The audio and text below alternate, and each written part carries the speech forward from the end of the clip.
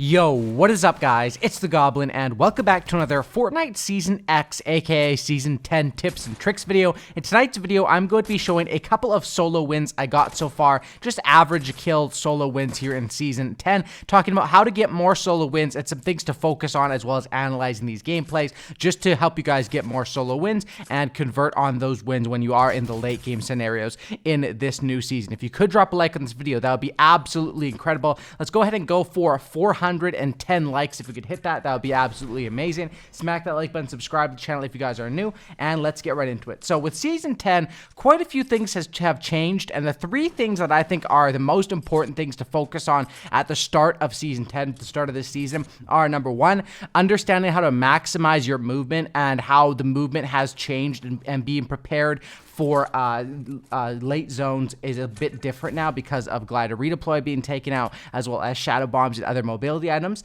as well as dealing with mechs, which is just absolutely game changing, of course, and being able to deal with those is something that you really have to be able to do, or else you're going to hate your life this season. And playing lockdown defense, being able to build defensively is something that is so, I wouldn't say overpowered this season, but it's just very, very strong and something that you can capitalize on if you are smart. So we'll get into it and talk about it. So this game right here, I landed with the tier 100 skin over on basically Mega Mall. Now with the landing spots this season, of course, the middle area around Dusty, where the factories have been implemented again, and of course the Dusty depots, that area is sort of popping because it is new, and it is also a central middle area of the map. I mean, it's not necessarily completely because that area is new, because that area has been popping even before, but the way that I like to land is I still go with traditional landing spots that I liked before last season, aka Mega Mall, Tilted Towers, Neo Tilted, Fatal Fields, Lucky Landing. Those are some of my favorite landing spots as of right now,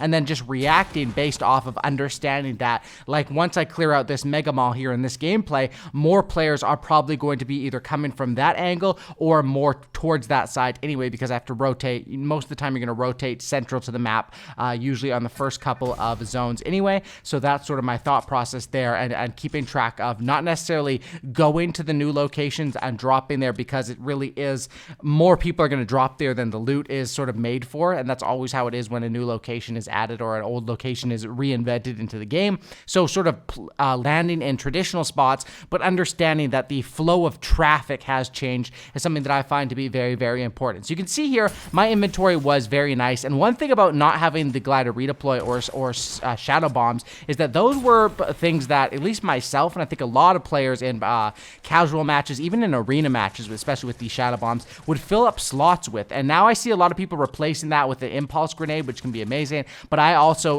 like to, you know, carry what I can, and the majority of the time I'm carrying 3 weapons this season and then using whatever I can as that last weapon or last item. Right there I had these stink bombs, and of course using those stink bombs, whenever I get stink bombs, if I have 6 of them, I try to sort of save them for a late game scenario or a fight with a good player, because those are so damn effective. If I have 3 of them, however, I sort of just use them at my will, because once you get rid of them, and I sort of throw all 3 of them at once also, because you don't want to throw 1 or 2 and then you're stuck with an inventory of 1 stink bomb, because that's not really worth that slot. So here we have it where I make myself over towards late game, and my inventory is nice. I have the purple combat, which combat shotguns are still amazing this season. You see a lot of players going towards the pump, and I like the pump as well, but if you can still use a combat and be solid with it, that can make a world of difference. Right here I have zone advantage on this player, and that's something that I talk about quite a bit in my videos, is zone advantage. I'm not in the zone necessarily, but I am closer to the next zone than this player, so I take my advantage there,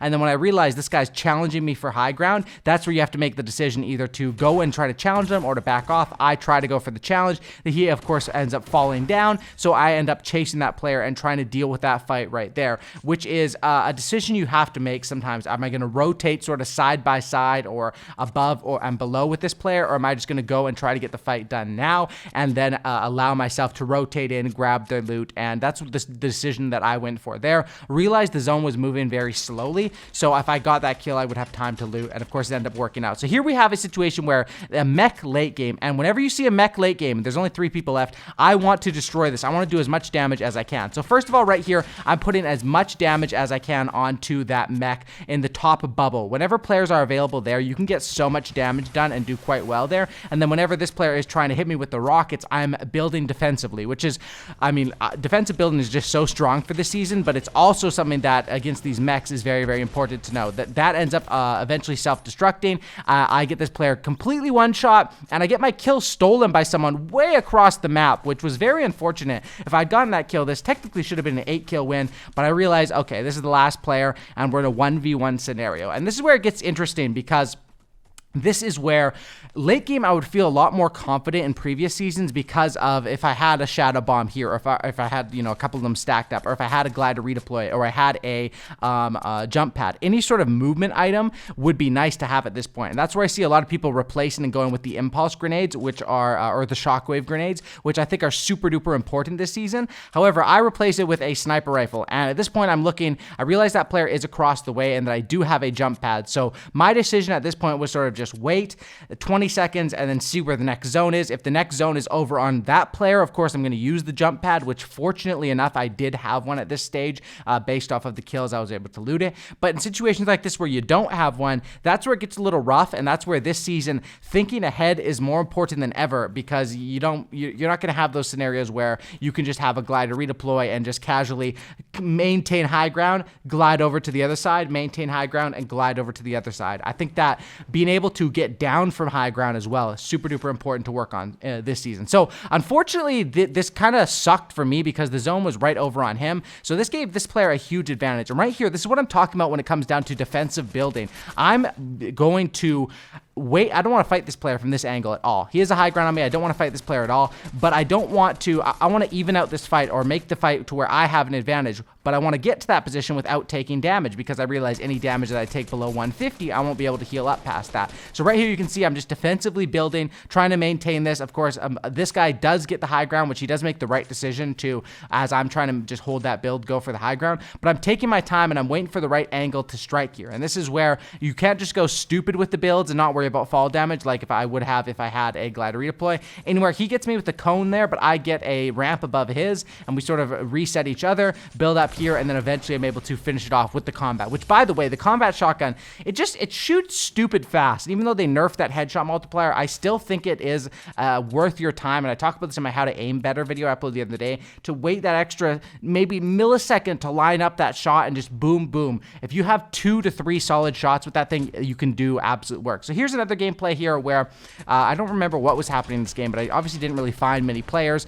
6 people left. I only have 1 kill. The mech blows up right there, and multiple enemies are fighting down there. So first of all, I'm able to third-party that kill, which is very nice, and I'm immediately going to put the pressure on. Now, I see those chug splashes, which are very, very nice healing options when you are in a tough situation like that for fast healing, and right away, I go to shoot this player down. Now, this is something you want to do in Season 10 or Season X, shoot people down. It is kind of a douchebag move, but there's no more glider redeploys, so it's basically free fall damage unless people have crazy ways of catching themselves. I'm putting the pressure on this player immediately. I'm going full throttle on this fight because of the fact that this guy just came out of a fight with another player, and that's where I'm basically going full aggro. I'm just hitting this guy with the pump a couple times, hitting this guy with the shotgun or not the shotgun is the pump, hitting him with the SMG a couple times, and just doing damage, just staying on this guy's trail as long as I can. And eventually this player ends up hitting a jump pad to sort of try to fly away, and I'm going to chase and chase and chase this kill. This is why knowing the health of yourself, of course, which is so obvious because it's on your screen, and then knowing the health of your opponents, or at least guesstimating the health of your opponents,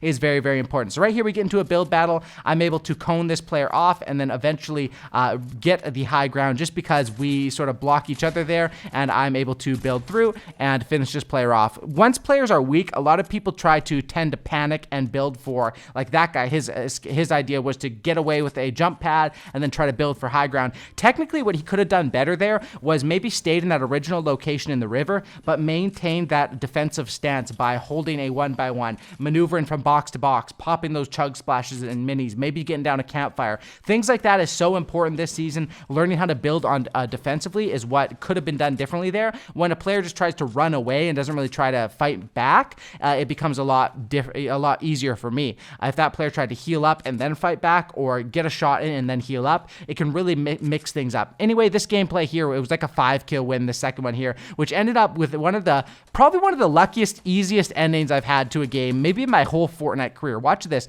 These two players are fighting in over here, which is such a weird spot to still be fighting in, where old like Tomato Town was. I end up approaching with the SMGs, and boom, look at that, threading the needle, shooting through that little window thing with the SMGs. I think SMGs are important this season as well. They can do a lot of the dirty work of spamming people's builds, shooting people down up close, putting pressure on people, and I find that, you know, the 1, 2, and 3 slots of weapons I've been really rocking with this season, and then a 4th slot definitely heals, and then 5th either doubling up on heals or putting a utility option in that slot. Thanks for watching, y'all. Drop a like, subscribe. I'll catch you on the next one, and that's about it, and I'm out. Peace.